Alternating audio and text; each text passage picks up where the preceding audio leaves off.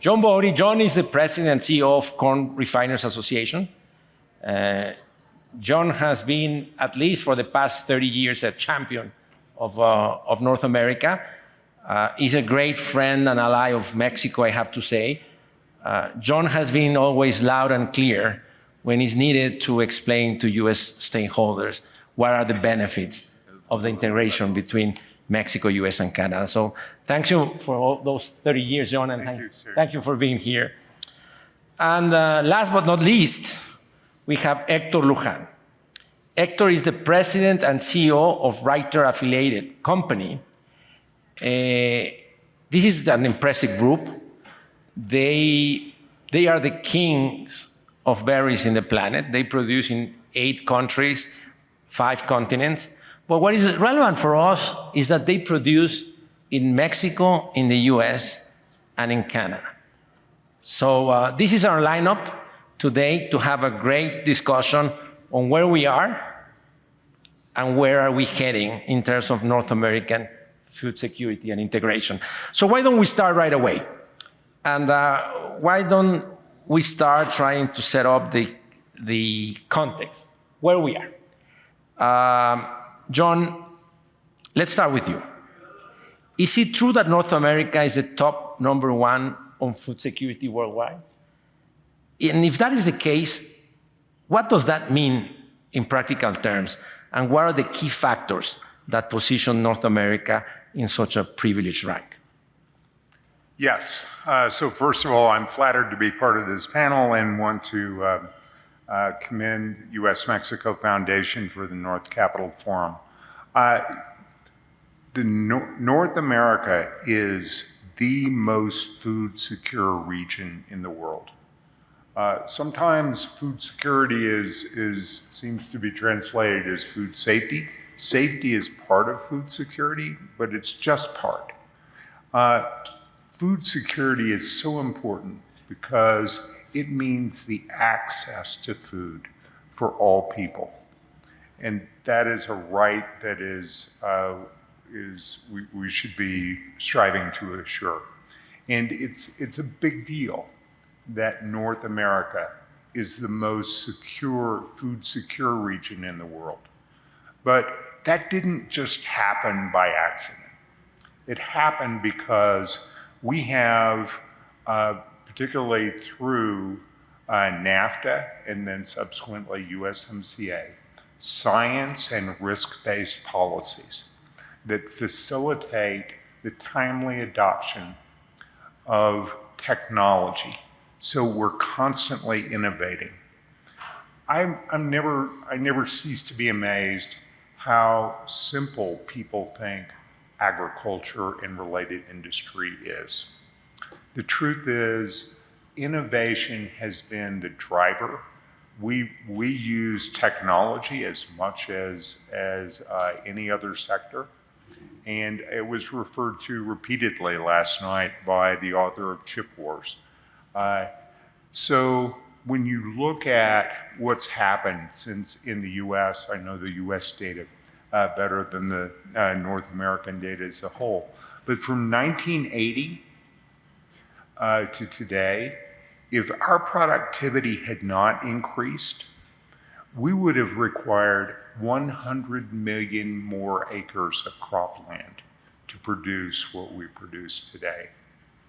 We have less than 900 million acres of cropland now. So this phenomenal increase in productivity has made food more affordable for people throughout the Americas, particularly North America. And it has built jobs, and it is far beyond the farm gate. In the US, agriculture-related industry accounts for 20% of our economy. There are twice as many people in the US manufacturing agricultural products as automobiles. So agriculture is a driver in manufacturing.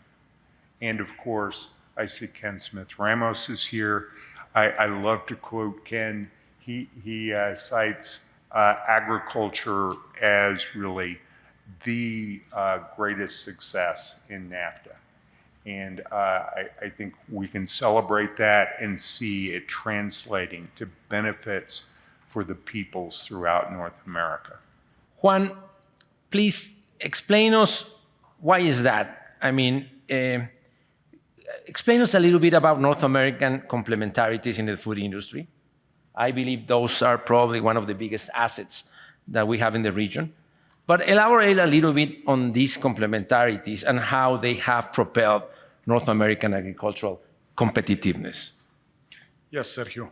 Well, it's difficult to add to what John has said, but I would like to put in there the concept that trade has helped a lot our sectors to grow.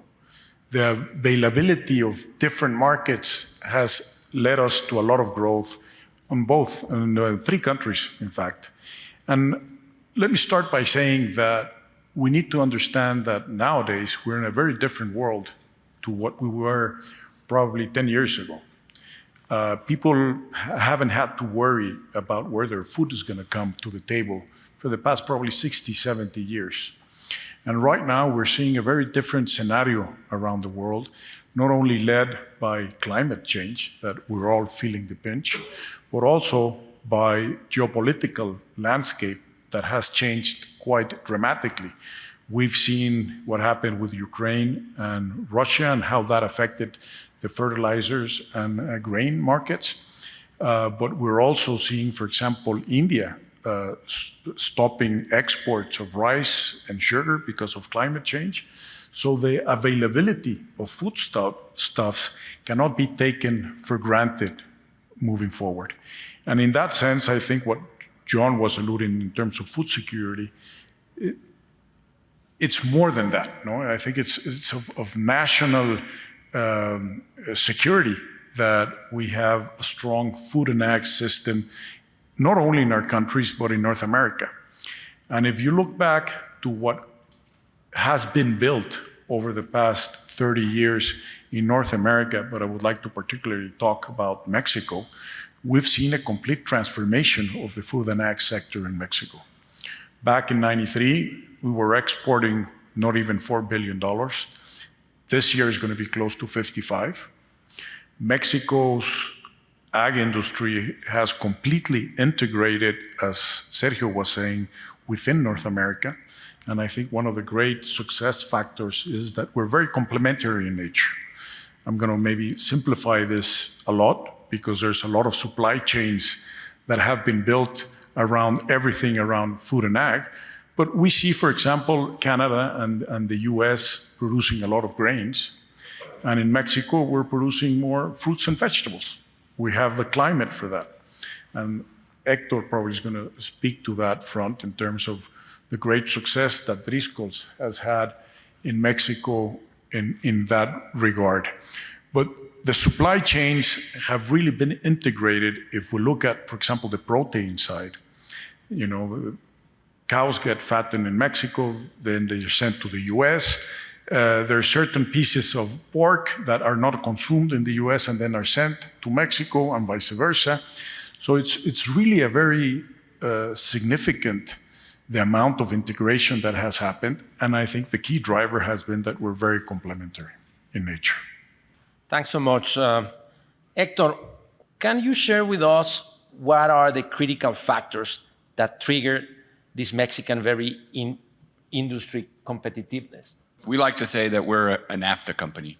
We started and invested in Mexico with a vision of producing berries on a year-round supply and being able to deliver a great tasting, nutritious product into the market. Before NAFTA, the conditions weren't set in Mexico really to invest and secure your investments and develop the category as well. We came here and invested with local growers, ourselves, and developed a product that there was a demand in the market for. And we believed that we could create this over the winter and complement what was being already done in the United States. Because the United States, California is a great producer, we still produce there, and Florida also is a great producer of berries, of strawberries in the winter. So, and we recently started producing raspberries and caneberries in Canada. But what were here were the conditions. Our labor was the same. The labor that was helping us harvest our berries in California and in Florida were from Mexico. We're actually from the same states of Jalisco and Michoacan, most of the harvesters that we had and workers that we had in California. So the conditions were set to come in and look at what can be developed in Mexico. And Mexico had resources, the people, the climatic conditions to come and complement an offering that could not get done in the United States affordably.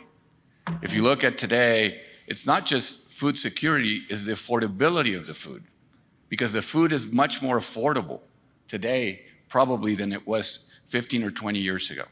So it's brought affordability also to a better nutritious food availability.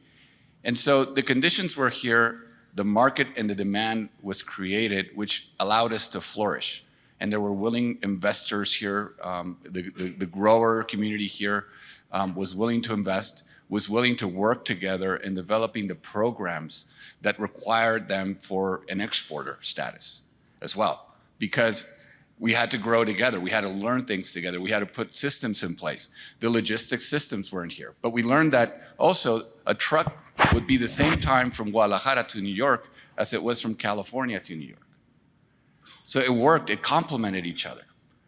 We could do, and in the beginning, we thought that we could ship directly from central Mexico directly to New York on the same truck. Because originally NAFTA had that process to go, more of a seamless border that today has not happened all at once, but the trucks are moving and the product is moving and it thrived a new industry that at that time, I believe, berry exports were under probably $50 million coming out of Mexico or $40 million. Probably the state of Irapuato or Guanajuato had some berries, but was not exporting really anymore. Baja had some strawberry exports. And today, I think it's over $3 billion now what we're exporting in berries today. So it's an economically viable business, really a great opportunity for growers here. And the market was willing and wanting the product, which was number one. Let's now talk about where are we heading. How does the future of North American food security looks like? And let's start with Juan. Juan, are we on the right path to consolidating North American agriculture integration? What, on your mind, are the key initiatives that we need to undertake to keep North America as the agricultural powerhouse that it is today? Yes, Sergio. First of all, I think, and I want to emphasize this, that we really need to understand the responsibility that we have in the food and ag system, not only to maintain, but to continue to grow what has been built over the last 30 years, and that has given us the food security that we have now in North America. Having said that, I think there's 2 or 3 key things that we need to do and understand. First of all, it was already mentioned by John. I think science and technology have to be at the forefront of any solution going forward. When we're talking about climate change, when we're talking about sustainability, that's the only way and the only path forward that we have. And in that sense, I think we need to work with our governments, especially with our Mexican government, for them to understand this key part in terms of maintaining what we've been able to do so far and to continue it to grow moving forward. The second thing I think it's extremely important that we do, and it complements my third point, is that we need to work together, the 3 countries. We need to be very close. We need to understand what are the issues on each side, that in such an ample and profound trade agreement, there are bound to be some differences. And we need to be able to solve them. I think the treaty has the mechanisms to do that. And it's very important that together private sector and the governments implement USMCA the right way and we use the mechanisms that it has, because that's going to also give us certainty, clear rules of the game moving forward. Lastly, the other thing that worries me moving forward is we're going to have the review in 2026. And that's something that we cannot leave for serendipity. That pushes us to work harder together. We're going to be entering very politicized times in the US and Mexico and potentially Canada too over the next 12, 16 months. And we need to keep the agreement safe in that sense. There's certain controversies out there. Hopefully those can get resolved and very under the radar so they don't get politicized in the politics of next year. And I think that's, one of the key parts that I think are going to be important for this. And I would like to mention another two things that we also need to work together. One of them, I think, and it was already mentioned earlier by Hector, is labor. We're feeling the pinch of labor in the three countries. A huge percentage of Canadian agriculture depends on foreign labor with working permits, temporal working permits. They've been great at it. It has worked very well for Canada. I think in Mexico, we're going to need that too. It boggles my mind to see this whole immigration crisis when at the end of the day, there are jobs that need to be filled in the three countries. And it's hard for me to understand how we're going to solve that piece. But we need to find it, because if our sector is going to continue to grow and is going to continue to capture all of the opportunities that it has in the future, we need to find a solution for labor in the three countries. And lastly, but not least, and especially in our country, we need to find a solution for water too. Regretfully, in Mexico, we haven't invested in water infrastructure for many, many years. Times are catching up to us, and we're going to need to work a lot on the waterfront to be able to face the challenge of climate change. I was reading the stats for the state of Sinaloa, for example, last week, and they are only going to be able to plant 40% of the acreage for corn that they have available because they don't have water. The average of Mexican reservoirs is at 42%, just after the rainy season. We're experiencing the driest year since 1957. So this has to be also at the forefront, especially in Mexico, so we can be able to capture the opportunities going forward. And again, this reinforces the fact that science and technology are key in all aspects of what we do.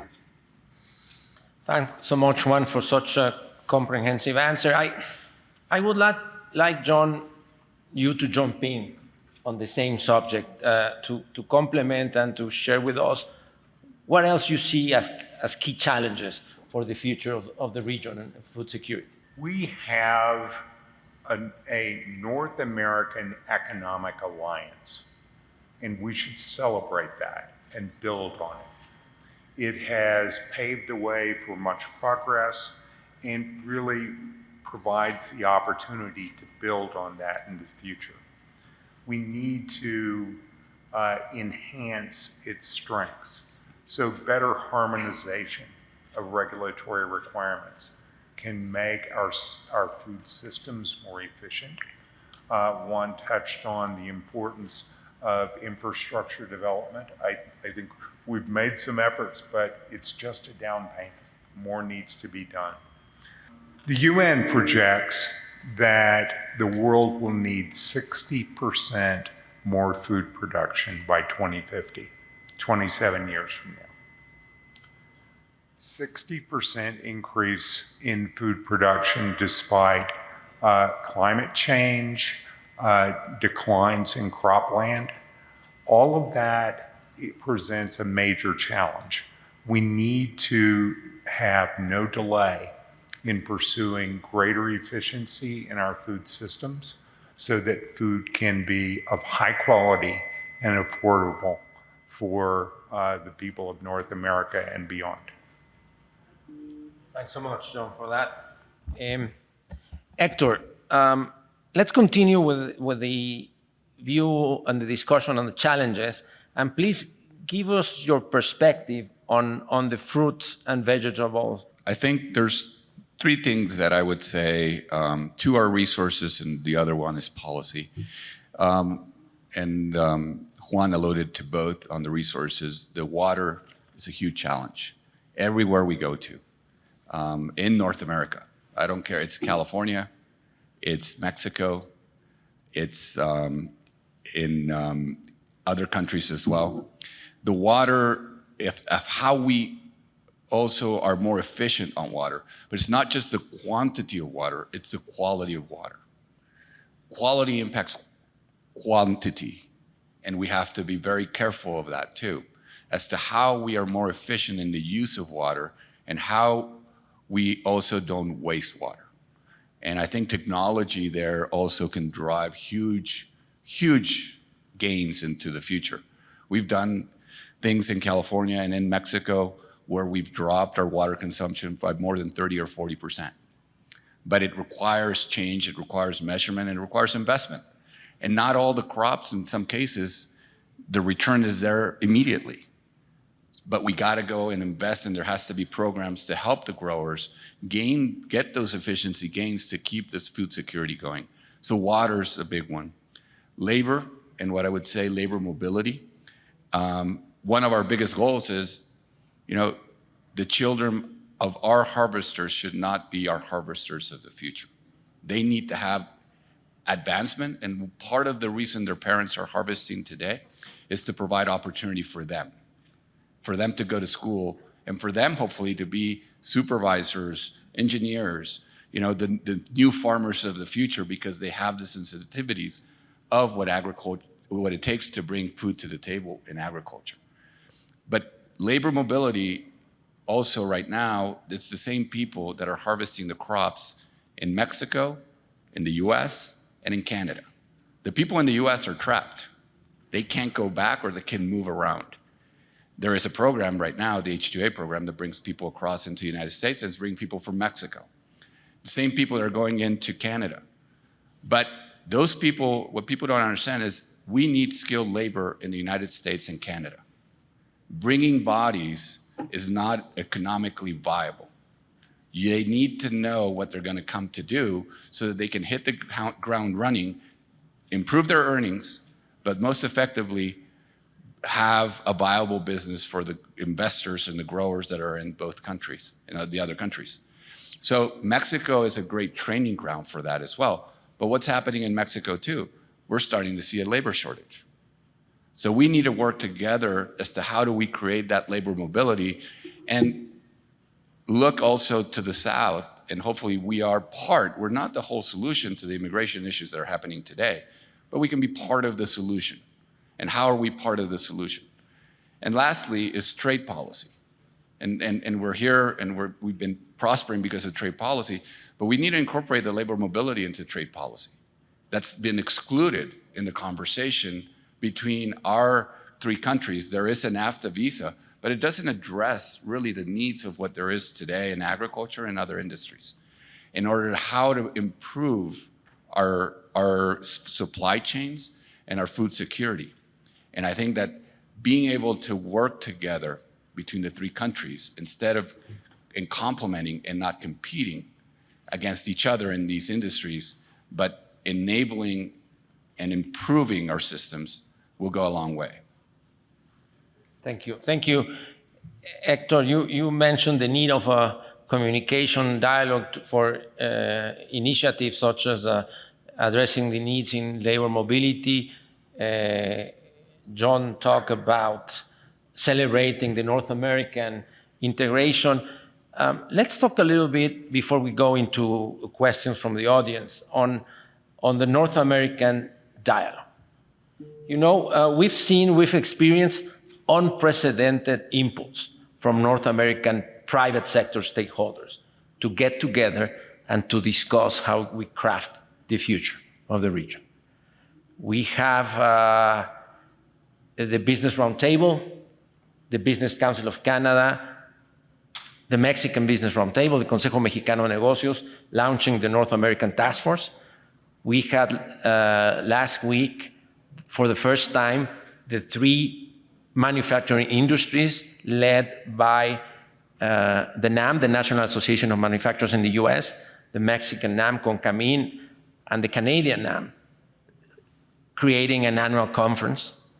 We have here the president of the North American Forum and members of the Canada and US delegations, which I heard a pretty successful meeting this week. We have the Mexico-US CEO dialogue led by the CCE and the US Chamber of Commerce. So it seems that the private sectors woke up and said there is a need for an institutionalized order dialogue. Where are we on the ag front? Is this also a need on the agricultural front? Are you leaders in this area thinking about that? And let me start here with Hector, who has a hint of what kind of elements can be on that dialogue, and let's go to John and Juan to see if you're going to follow the track that other sectors are having. I think it's really needed. I think we've come together as industry in different times, most recently with the renewal of the USMCA, and there was a threat there that brought industry from, I think, from the 3 countries together, which was in agriculture, the issue with seasonality. And it brought together really and showed how integrated we were between the 3 countries, because it brought leadership from the US, Mexico, and Canada together and saying that doesn't help here. We need we've created a system that allows to improve the food chains, and investment from all 3 countries is Mexico has invested in the US has invested in Mexico, and vice versa into Canada. And we're integrated together in bringing the food to table. There's alliances between Mexican, US, and Canadian growers with brands, with different products, that we need to keep that dialogue going and not just kind of focus on the market itself, which normally the highest market or the most rewarding market is the US market. But we also need to create imbalance and bring the Mexican market up. We need to make sure that the market in Mexico for our agricultural products also grows and becomes an opportunity to export from the US to Mexico and to produce Mexico for Mexico, the same products that we're exporting today into the United States. So we got to work together, and that dialogue has to be there. And we share, I mean, when you start talking, because that investment is between, that investment flow is coming, is in both countries. The supply chain, in terms of meeting the market demand and the market needs, is coming from the inflow of the 3 countries, from the production in 3 countries. You talk about avocados, you talk about berries, you talk about tomatoes, all the vegetables. And we complement each other. A lot of times we think we compete, but then how do we help? And part of the dialogue should be, how do we help those areas where they do have just a small time of supply, but they need to get integrated with the year-round supply, because it's very hard to come into the market and expect to work as they were working 30, 40 years ago, where they could sell their product very easily into the market, where today the buyers are looking for year-round relationships. And year-round relationships. And for example, I'll give you an example, Driscoll's. Driscoll's is not a grower. In North America, they don't grow one berry. They're a collective of over 900 growers. A catalyst to take them to market and participate in a year-round availability of supply that maximizes their value, where Driscoll invests in genetics and a go-to-market strategy. And that's the way to integrate others in terms of, in that model, other regions as well, or other small growers, and get them into that arena. And I think that, how do we think globally a little bit more, and how do we integrate the small grower and make him part of that economy as well, is one of the challenges that we will face going forward. And also is a good challenge, because we got to contribute also to the small grower and the small farmer in all 3 countries. Thank you. Thank you, Hector. John, North American dialogue on agriculture. What do you think? Well, I agree with everything Hector said.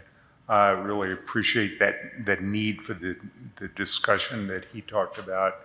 I feel that we have such marvelous success, but we also need to face that we have some significant challenges. And we have provocations from various countries. And I don't think we should assume that the marvelous success of USMCA will continue. With rising nationalism and protectionism, this is a success that we should not take for granted. So what we are doing is we are exploring the idea, the concept. We're talking with others. I've been privileged to talk with Juan about it, of a North American Food Security Summit in the spring of '25. And Juan suggests that we should have a meeting before that. And I like that idea. I seem to like all Juan's ideas. And the reason for that is to build recognition that when we're talking about labor, it's skilled labor. There is a broad assumption that agriculture is the image of agriculture from decades ago, and not a recognition of the tremendous technology that is involved, and that's how we've achieved all these great successes. And in my view, we need to build with clarity a private sector agenda for our governments in North America to enhance food security.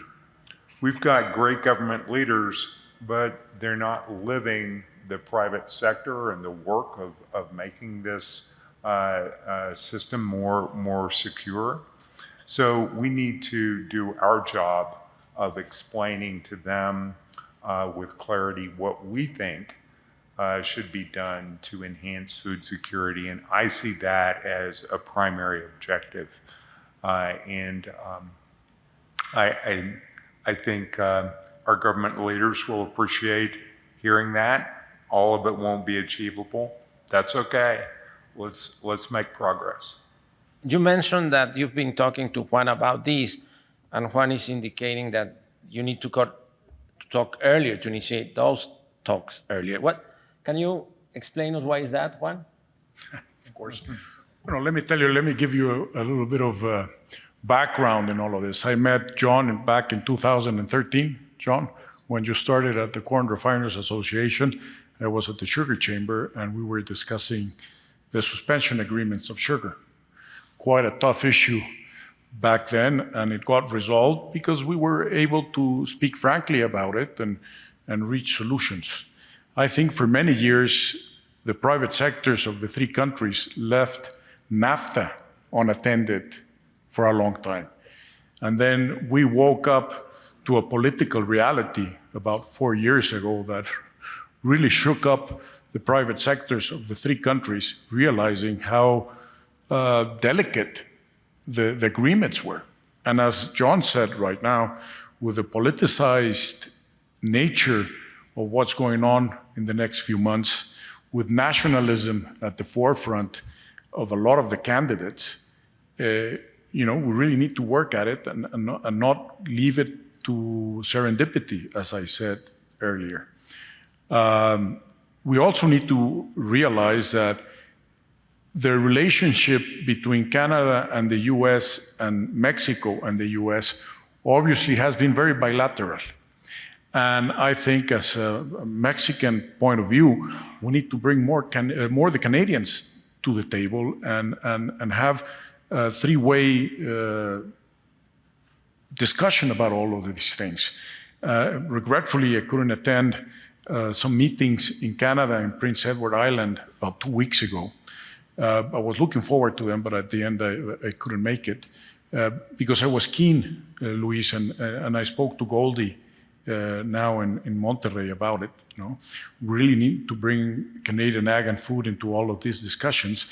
And what John is talking about, the Food Security Summit, I think it's extremely important. But I also was telling John that we should have maybe a smaller meeting, a very high level smaller meeting every year, so we can organize and have a very clear strategy on the three sides, on the three private sectors, in terms of food and ag moving forward. Again, resting on this concept that we have a huge responsibility in our hands of keeping what we've already has been built, and which I think it's a great North American asset that we have food security and we cannot waste it. Secondly, that we cannot take this for granted. We are facing challenges.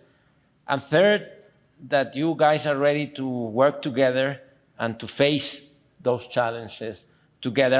We're running out of time, but I would like to give the opportunity to the audience to see if there's any questions or comments. Well, I would have two comments. The first one, I think that this concept of food security is key. The problem is that I don't think that anybody else besides ourselves think in terms of food security in the larger context of regional security. And I think that this idea of having a food security forum is very important, but we have to be able to extend the audience and have the security people thinking about food security. We just had the Ukraine-Russia war impact on cereals. Just imagine what would have happened if we would have seen an interruption in the Mexico, US, Canada food chain. So I think that we have to start making that argument, particularly for 2026. The other thing that we have not been able to address today, but is very important, is USMCA implementation, particularly in the food sector. We have some irritants or some complaints going on, the corn and particularly corn. And I think that for the USMCA to be renewed relatively costless, we have to approach 2026 with as less irritant as possible. So USMCA implementation and enforcement from today till 2026 is key. So that's why it's so important the pressure that we have been putting, particularly your organization, John, and the rest of the US private sector on Mexico fulfilling its commitments on the USMCA. I am very confident that that will happen with respect to the trade irritant concerning GMO corn. President Lopez Obrador has been clear that he intends to respect the conclusion of the trade dispute panel. So Mexico and the US are very good friends. We work together so well. There's a difference of opinion. We have a process for resolving it. That's working its way through. What we don't need is more political rhetoric around it. And so that is my hope, and I hope that other trade irritants can be set aside as effectively as possible. With respect to your first point on national security, we've had terrible reminders of that there are evil people in the world who will do great violence. And national security is not something to be taken for granted. And I was privileged to spend a little of my school days time at the Naval Academy. And Admiral Nimitz was fond of saying that economic power is fundamental to national security. And I think we need to recognize that this North American economic alliance is key to the national security of all three countries in North America and holds promise for the Americas more broadly. I would also like to add, Sergio, and I think I mentioned it in my comments, that it's very important that we implement USMCA as it was intended. I'm going to be a little bit critical here on this front, but for example, the auto rules of origin haven't been pursued, even though there's a resolution of that panel. On the energy side and GMO corn, it took a long time for the US to bring it on. I don't know if it's true or not, but there were some voices that there was a trade-off between immigration and some other irritants, and things didn't get applied as well. But on the other hand, for example, on labor in Mexico, we've seen 13 rapid mechanisms, and that apparently is working fine and fast. And so I think it's extremely important that the three countries really implement the agreement as is intended, because those are the rules of the game. And I think if we implement it as it's intended, that's going to strengthen the relationship, it's going to strengthen the trade pact, and it's going to help us move forward. You spoke about the challenges in Mexico with water scarcity. In the case of Baja California, they've already been informed by the IBWC that by 2026 there could be a 30% cut. Now, in the case of Baja California, 70% of its water goes to agriculture. Baja California is also trying to grow its own nearshoring. Some of those companies are going to need water.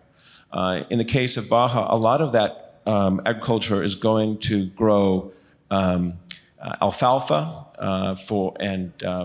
to sell to the cattle feed, and also cotton. So I wanted to get your perspective in terms of prioritizing crops, but also this issue you also raised about water conservation and application of technology, so that states like Baja California, Chihuahua, El Bajío, even Nuevo León can allow nearshoring to prosper, but at the same time balance that with some of the needs for food security. We're on the coast, so we don't receive any water from the Colorado River. We actually desal seawater. We have a seawater desalination plant to irrigate our crops in Baja California. It's the first seawater facility that is 100% destined for agriculture, I believe, in the Americas. So I think one of the options in the future is desalination. I'm aware of what's happening in Mexicali a little bit from our grower associations, and there's a lot of water waste in Mexicali.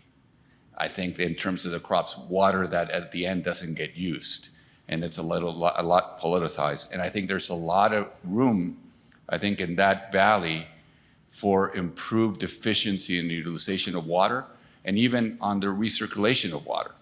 We've seen, for example, on our farms and in places like we're farming today, that water shortages are happening, like Portugal, where a lot of the water down in the canals at the end of the line that was coming from the dam was going, 40% of the water is being wasted or going back into the ocean because it wasn't utilized in the upstream. So how do you recirculate that water? And I think there's programs and processes that require investment to be able to look at how you build those efficiencies. The other piece is there's areas in that have gone to use even irrigation, drip irrigation for row crops that weren't being used in the past, but getting the efficiencies and driving the productivity up to pay for the introduction of that technology, which I think can happen also with the genetics and the combination of improved farming practices and irrigation. So there's a lot of room, I think, for that to happen in the Mexicali Valley, and that could drive a lot of that, also help the investment. The other piece there is energy, which I think we also need. Before we go to our last question, John, you want to add something? May I jump in? I feel that there are resource constraints everywhere we look. And because of technology, we've reduced soil erosion, we've reduced the use of ag chemicals, we have reduced water use. In corn production since 1980 in the US, energy use has declined 55%. So technology is the key for the future. There is marvelous opportunity to reduce water use, fertilizer use, chemical use, through greater use of precision agriculture. There are now seed coatings that go on seeds that enable that plant to grow with nitrogen fixing capabilities and reduce the need for nitrogen fertilizer. So if we have systems, regulatory systems that facilitate innovation, the adoption of this kind of innovation and technology, we can continue to be a leader for the world and serve those who need access to food best. And John, let me venture also to say, and focusing a little bit on Mexico, Richard, even though we're in a situation where we're experiencing years that are much drier than what we had in the past, and I think that's a fact, Mexico has underinvested in water infrastructure for the past 20, 30 years. And regretfully, until things don't get as bad as what happened in Monterrey last year, politicians don't get their act together.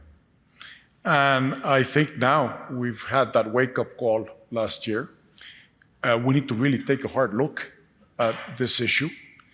And there's a lot of low-hanging fruit that, if used correctly, if the investments are done, Mexico has sufficient water. And we're not trying to invent a new technology or anything.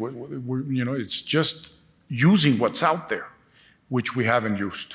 So I think there's a lot of work to do, obviously on the private sector and on the Mexican government in this issue. Thank you, Han. We have a couple more questions, but I really appreciate this final part of the discussions because we're getting to understand that one of the key challenges that we have in the future to keep the region where it is to convince all the stakeholders that if we don't work with technology on our hands, we will not get there. And it's clear to me that not every stakeholder now in our countries are convinced of that. So, so we did a survey of college sophomores to find out what were the barriers to entering agriculture-related industries. And we thought we would identify barriers, but what we found out was hardly any of them knew anything about agriculture-related industry, even though it was 20% of the economy. And to the extent they had impressions, they were badly wrong. They thought we were all hoeing weeds in the field. So I think that is part of the labor effort, to embrace technology, educate our youth, facilitate their entry into agriculture-related fields.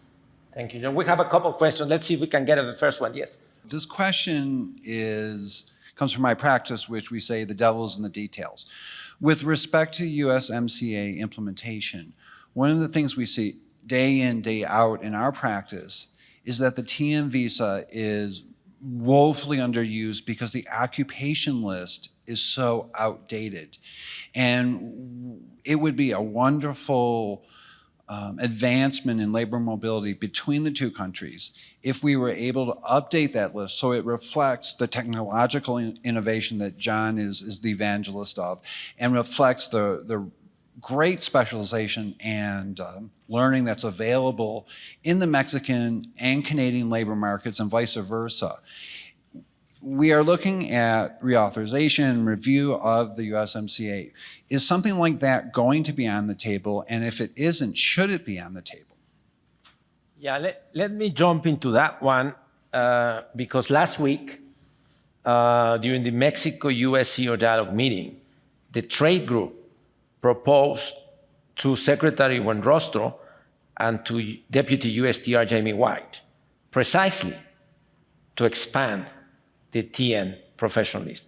So that is at least already on the table to the government. So we'll be happy, we'll need to follow up that, what they think about it, but the specific proposal is now on the table by the Mexican and the US private sectors. We had another question. I would like to know what have you done to support and fund research and technology in Mexico, not just translate the science from the Canada or from the US, but what have you done with the academics, research centers and universities to support research and technology developed locally here in Mexico? Because I see it like it's a triangle, right? The private sector, academia, and the government. So we have to work together, really to work together to solve these problems on food security. So I just wanted to see if you have some examples on that.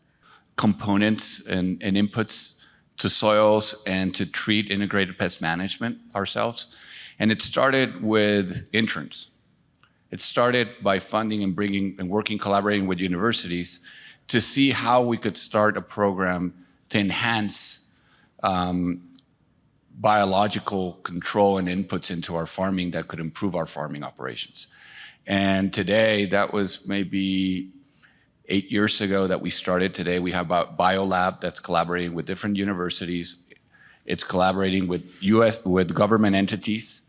And now we're exporting some of those products that we're making in Mexico into our US operations as well.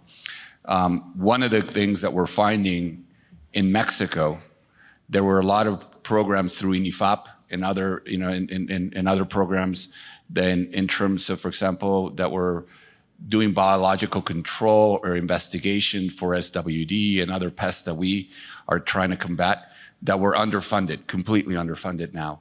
And so we've been trying to inject capital and bringing those people in and trying to keep those programs moving forward in terms of advancement. So we have, as a private company, and trying to engage, we're also always looking for those interns that can come and bring their thoughts and their energy and new understandings into our operations, and then we can discover more. So universities, we try to work closely with those universities and try to instill what programs could enhance also opportunities for farming in Mexico. And a lot of that innovation right now too is helping us in our operations outside of Mexico as well. The trade association represents members, and our member companies have done a great deal in this regard. ADM, Cargill, Ingredion, Primient, all have a substantial base of activities in Mexico. And one of the things that we hear from them and we are working with them on is the development of the workforce of the future. And so that's why we did the survey of college sophomores to identify barriers to entering agriculture-related industries. It's part of our effort to attack that. And we are hopeful that we will build more student exchanges. There is a great opportunity in that. One more thing, I just remembered, as you were saying, we had collaboration also, which is taking research from the university system and then advancing it to the execution of reapplication.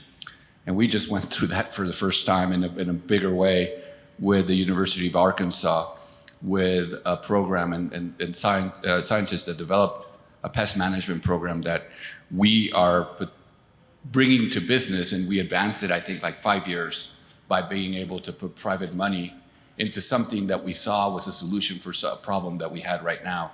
So I think what we've learned in that too is a lot of universities have great things, but stay in their shelf for too long. And the tough part is bringing them to fruition on a timely basis to really drive those improvements and bring an economic model for them that really gets the flow going. It took us about 1.5 years to bring it from the trials we had already that proved that it was a success to being able to then take it, let's say, to market. But I think that that's a challenge itself in identifying what universities, are they tackling the things that are really troubling and could advance us? And if they are, then how do we get them faster out into the market or to become a solution? Yes, I am receiving the red light. I think our time is over, but I want to end this thanking John, Juan, Hector for this very substantive exchange. Thanks to the audience also for your engagement. And maybe we could end this with a solid round of applause for our panelists.